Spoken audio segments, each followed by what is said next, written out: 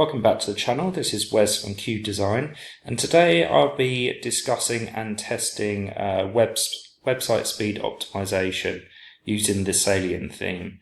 Website speed is one of the more tricky issues with WordPress websites. It's a bit touch and go. You can use different tools, improve it one day, then it'll go down the next day. So we're just going to work with Salient without using any speed optimization plugins to see how their built-in features improve the website speed. So we're using 3 different tools here to analyze the speed of the website. We've got Pingdom here. Website size is 3.1 megabytes. Load speed is really good, under 1 second. So I'll be pretty happy with that anyway. And then we've got GTmetrix, which we measure page load speed with. Again, that's quite good. And then Google Page Insight. So here it's not as good, and Google Page Insight is notoriously tough to improve. But on desktop, first contentful paint is under 1 second, so it's quite good again. So let's try and see if if the settings within Salient can make this any better for Google Page Insights, because these two seem to be good. So within a good place to start is always remove plugins which you're not using. Just best practice to maintain your website and just stay on top of things. So yeah, just deactivate some, which deactivate the ones you're no longer using. Okay, so those have been deactivated. And now within the Salient theme options panel, I'm not sure what version it was which was released, but with one of the latest releases of the Salient theme, there's this new, they've expanded the performance tab with a bunch of settings here which you might be familiar, which you'll find in, if you've ever used WP Rocket, you'll see some of these settings in there. So it's quite good that they've included this function to do that within the theme. With trying to optimize a website for speed, you can break your website when you use one of these settings, and you're not actually sure which. If you activated these all at once, it's likely you're going to break something, and you're not sure which one actually had a positive effect on the speed. Sometimes it can actually have a negative effect on the speed. This is why it's quite a time-consuming and tricky task.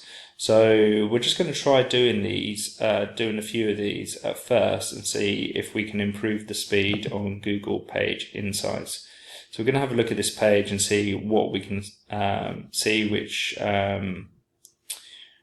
if any of these relate to any of these settings, and then look to improve that. Okay, so the ones which I want to optimize here, so this removes, this will swap the background image of all page and post headers for a smaller version, so that's good. We want to activate that. Remove the WordPress emoji script. We don't really use that, I don't think.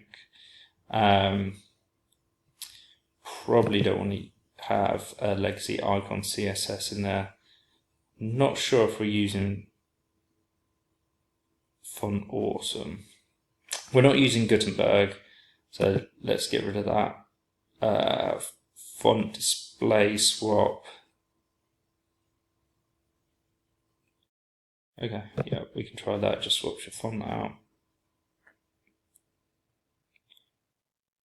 Okay, so I'm happy with those. Now let's give it another test and see what comes back.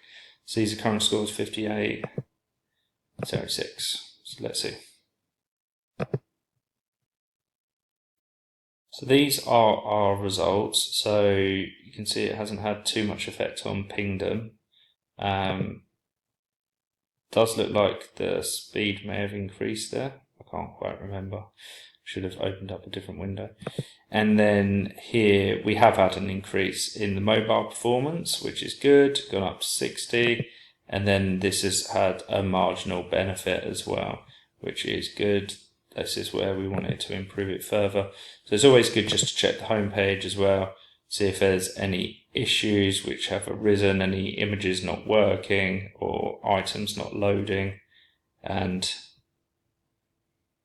that's all looking good so far. So what we're going to do now is we're going to try a couple of other things to see if that will improve the speed. So let's go for remove font awesome, and let's try all three for the time being.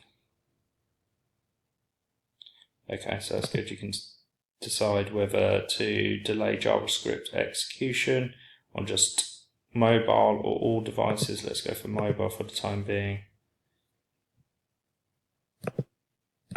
See how that goes. The website loads okay.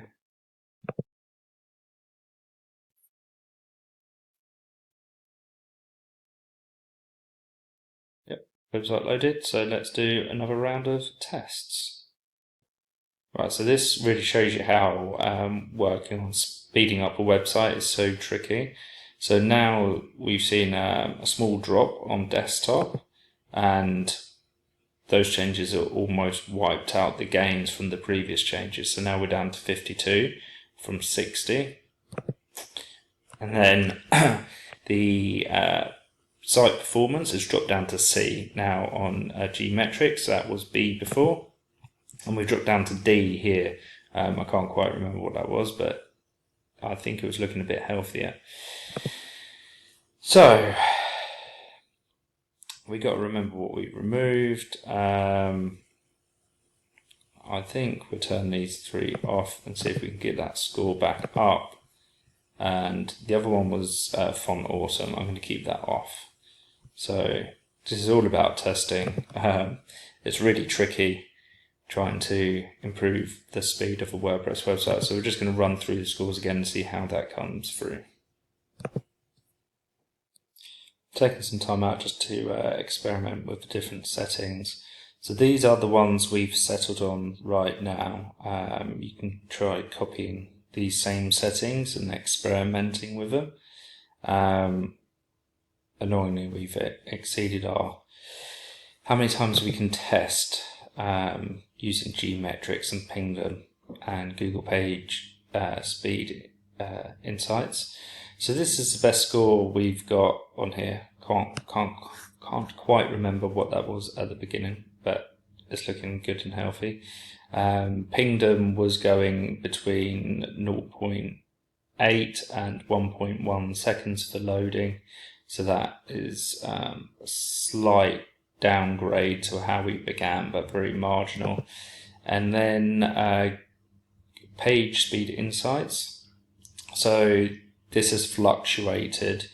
The best we got here was 65, and now it's dropped down to 58.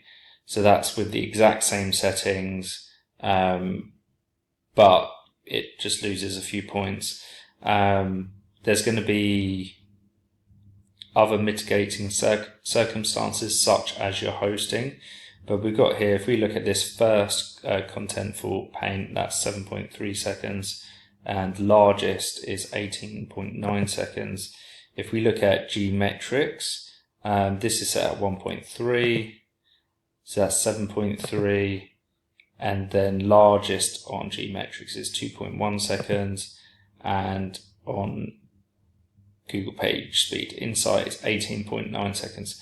So that's a huge gap between those.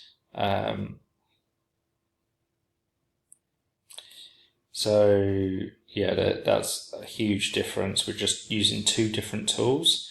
And then we've got desktop. This was the best score we reached, was score 80, which was a good improvement. So that's just using the theme options, the performance section of Salient. There are other tools which will be able to help you improve the speed. So you've got Nitro Pack, you've got WP Rocket. You may want to optimize the images of your website using Imagify. So these tools really do help you speed up the website. There's some other free tools as well, which I'll put in the description below. I just found this article, which I'll also link into the descriptions. So it asked, why is GTmetrix performance score different from PageSpeed Insight? And it's really good, gives you a breakdown here. And this is one thing I had heard before, was that using GTmetrix, it's an unthrottled connection, whereas Google uses a throttled cable connection, which does have which does cause some issues with the page load speed. Here it's likely slow, 4G for mobile. I was the same there as well. So this is a really good article which gives you a breakdown of why you will be getting different page speeds. It actually says it's GTmetrix performance score is generated using Google Lighthouse.